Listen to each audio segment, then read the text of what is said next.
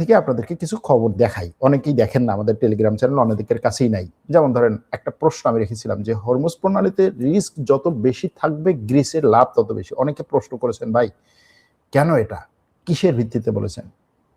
দেখেন বিশ্বে এই যে নৌ যোগাযোগ বা জাহাজ পরিবহন সিস্টেম যেটা, এই জাহাজ পরিবহনে একটাকে বলা হয় হচ্ছে ছায়া বহর বা শ্যাডো ফ্লিট।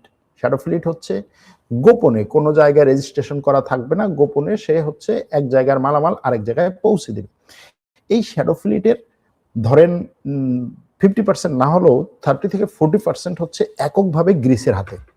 এটা শুধুমাত্র যে সে এই জাহাজগুলো তার হাতে আছে এরকম না, তার হাতে নেটওয়ার্ক আছে। এটা হচ্ছে নেটওয়ার্কের কাজ। সে বর্তমানে পর্যন্ত যুদ্ধের উভয় পক্ষের সাথে তার যোগাযোগ, বিশেষ করে এই যে নৌবহর যেই কোম্পানিগুলোর হাতে আছে তাদের যোগাযোগ।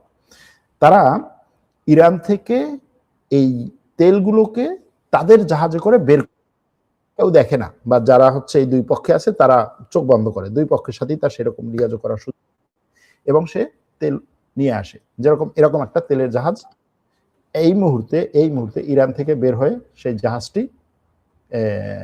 ভারতে আছে এই মুহূর্তে।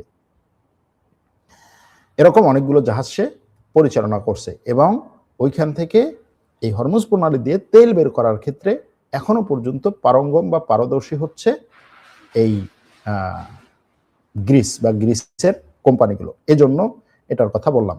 এরকম আরো অনেক খবর আছে, যেমন সংযুক্ত আরব আমিরাতে